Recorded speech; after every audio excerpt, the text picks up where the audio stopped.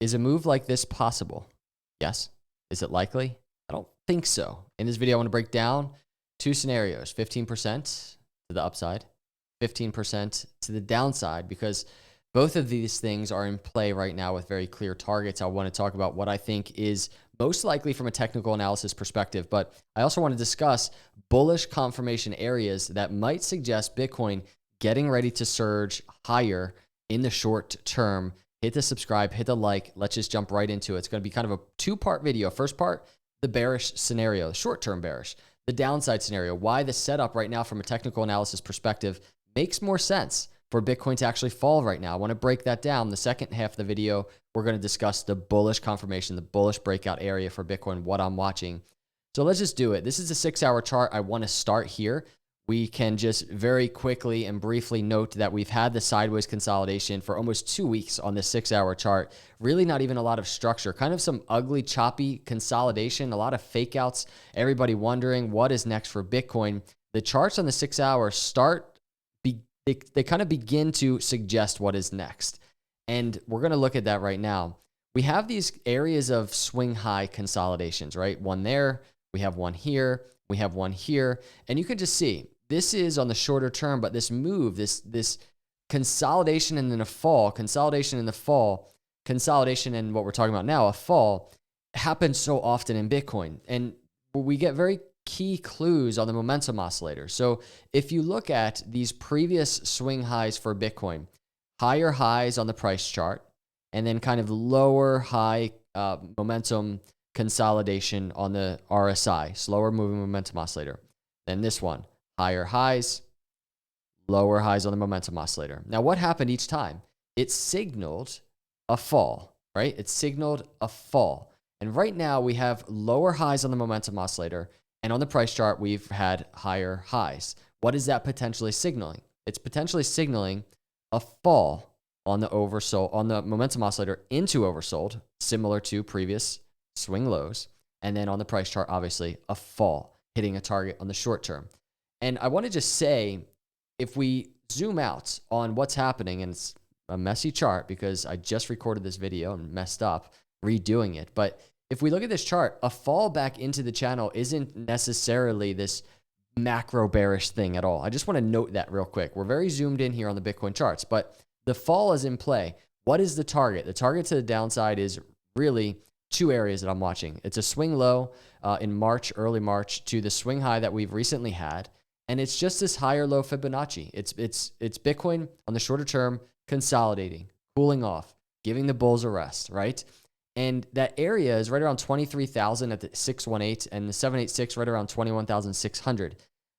I think a more important area I would like to just point out on the daily chart is here. And you can see I already plotted this out, which is to say Bitcoin falling back down because of those momentum losses on the shorter term, falling to the key moving averages, the 50, the 20-day, right? We often see Bitcoin testing the moving averages, if not testing the moving average itself, in between the moving averages, and even the 200 down here being tested most recently in this very big key fall that we're actually going to look at for the bullish confirmation in just a minute for Bitcoin. So the fall for Bitcoin right now, as we're getting these shorter term indicators suggesting there could be a fall, it really brings us, I would say, into the $24,000, $25,000 region for Bitcoin. And on the zoomed out, for me, it's not a zoomed out bearish thing for Bitcoin to do that. I just want to say that.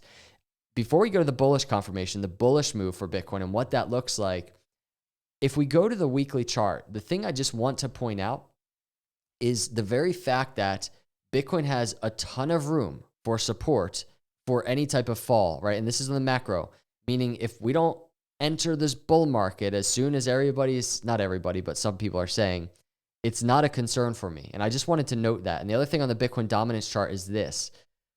If Bitcoin were to fall right now, it would make sense from a dominance perspective for Bitcoin to consolidate right now and for altcoins maybe to gain a little power over Bitcoin. Because right now Bitcoin is at this key area of resistance on the BTC dominance chart. You can just see in previous months we've hit this area. And if Bitcoin were to fall even just a little, right, this could make sense in the shorter term for Bitcoin to hit resistance here And it could be what plays into Bitcoin falling on the shorter term price chart. Now, let's pivot, segue to the bullish scenario for Bitcoin, because right now Bitcoin is at this upper trend line of this channel, of this consolidation on Bitcoin dominance. Bitcoin could absolutely explode out of this dominance channel, right? And start going bullish. We have an 18% target to the upside out of the channel. And if Bitcoin were to do that, that really kind of sets up what a bullish move for Bitcoin on the short term, bullish continuation, maybe continuing to outperform altcoins if this were to happen. Potentially, but everything breaks out, right? And maybe it's just continued sideways consolidation here on the Bitcoin dominance chart. But either way, the bullish setup is in play. And this is what it would look like for me. The upper trend line is this resistance area around $30,000. That's still a short-term resistance area, meaning even if Bitcoin were to make a move 4 or 5% to the upside to test this area, the downside scenario that we just discussed for me is still in play, Bitcoin to fall if there's resistance there. I'm looking for an aggressive move above and through this $30,000 support area, and in the shorter term as well. So Bitcoin not just to get there and just trade sideways. That's not bullish confirmation. It's to get there and explode through and start getting separation. Because then we start evaluating the next bullish target that plays into our macro bullish target. Because don't forget, when we zoom out on this rising channel that Bitcoin most recently broke out of back here in early March, we have a $40,000 target to the upside. What does that story look like? How's that going to happen? Is it going to just be a weekly candle to this area? Likely not. But we go to the daily chart, we start getting a sense of what this could look like. And it's kind of ugly on the daily, so let me paint this picture on the 6 hour. If you look at the recent consolidation Bitcoin has had all throughout the entirety of, since this whole year, January is all the way back here. We have this breakout that happened above this upper trend line. And yes, we've had Bitcoin seeing support above that trend line. That's good. But what else is here on the screen? If we see this kind of swing high at this upper trend line to the swing low, back to the trend line, bigger bearish swing low, back to the trend line, a swing low which was extremely weak. The bears barely stepped in to pull Bitcoin down. Bitcoin flies back up to the trend line. And we have an inverse head and shoulders right there. It's an inverse head and shoulders with the neckline right there. Bitcoin broke above and is testing the neckline. The target of the inverse head and shoulders is right around $33,000.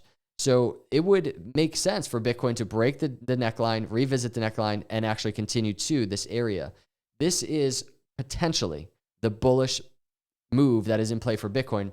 And this would be what plays into Bitcoin continuing on its way, and you can see it on the daily, to $33,000 on its way to the $40,000 target. What happens at that area? Well, maybe a throwback to the $30,000 resistance right now and testing it as support before continuation. $40,000 target doesn't have to happen for months, right? This is a zoomed out macro target for Bitcoin. Now, if this were the bullish case for Bitcoin, I just want to say that it sounds potentially unlikely, right? For Bitcoin, if at just first thought, for Bitcoin to keep going, for crypto to keep going because of the macroeconomic state of things. But I think if there's anything that's really taught us in the last month or so, as banks are falling, we've seen Bitcoin actually start literally doing what for years we've been saying, right? A hedge against inflation, a hedge against the banks and the traditional finance system. We've always said that. It's a nice narrative. It sounds good because Bitcoin is so scarce. But the fact that we've just witnessed it happening, it lends itself to saying, man, this could continue happening. We could see Bitcoin actually defy even the technical analysis of it. We could see Bitcoin defy, bearish divergence on a 6 hour chart. We very much could, right? So that's what it could look like. And it could be in play right now. Nobody knows what's going to happen next. I'm speculating here. This is because this is just the way that I see the charts. This is just the way that I navigate the markets. I try to evaluate and visualize all scenarios, bearish, bullish, so that I'm just mentally prepared, so that I can stay sane through the headlines, sane through the volatility of Bitcoin price. But this is what's lining up on the charts right now. So for me, I sit back and I say, okay, am I ready either way? And I think I am right now. I think I'm cool with how things are looking. And That's why I do technical analysis. Let me know your thoughts, everybody, in the comments below. What do you think about Bitcoin? Hit that subscribe, hit the like. Thank you so much for watching. I'll see you in the next one. God bless.